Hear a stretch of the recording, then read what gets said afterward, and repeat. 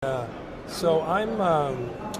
this is one of the most, in my view, when we look at risks around the world, this is the biggest risk, in my view. I know people want to talk about inflation, economies in general, the war in Ukraine, the energy crisis, but I think the relationship between the West and China is at an all-time worst.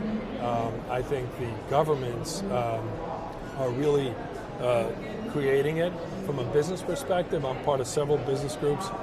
We're trying to actually calm everyone down.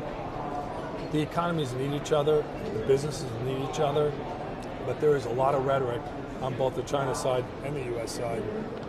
And I'm afraid we're going down to a place where this is going to be more and more difficult, where China will be more and more isolated versus the Western world, and I'm not sure that's a good thing for anyone, but we see it. All our clients are moving their supply chains out of China. Almost everyone we talk to now is, what I make in China, I sell in China. What I make elsewhere, I sell elsewhere. And that's moving actually a lot faster than we thought. Also, just from a capital flow perspective, in particular from the U.S., we're seeing a lot of pressure to really not invest in China. And that's something that frankly, there's a lot of government pressure, both in Europe and the U.S., to be very careful with that, and that's very dangerous. Throughout 2022, we're hearing about some of the Southeast Asian nations benefiting from that process of diversifying supply chains. But here at this event, we're hearing about a smartphone being manufactured in Europe. Is there a win here for Europe with the diversification of supply chains? I think there is a bit of a win for Europe, but Europe's still very expensive.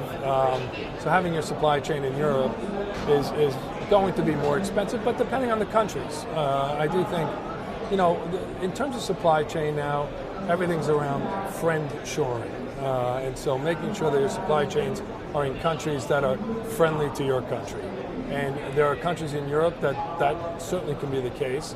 There are countries obviously in Southeast Asia which are very good at that. Latin America, there are a lot of supply chains that have moved into Mexico and other areas of Latin America. So there are opportunities, but the labor arbitrage and the cost is still an issue. Just on a different note, before I let you go, let me ask you about Brexit. We're all on the edge of our seats waiting for Rishi Sunak to finish the job around this final Brexit deal, the Northern Ireland Protocol. If we do arrive at some sort of conclusion soon, does it make any difference to the investment climate around the UK? Well, that's an excellent question. Before everything happened, even before COVID, when Brexit was first announced, there was a lot of enthusiasm around investing in the UK. A lot of private equity money was going to the UK. That seems to have slowed, I think partially just because of the economy overall. But I'm very bullish on the UK. I think investment dollars will continue to come in. UK has a tremendous amount of talent, outstanding education and training, and exports talent.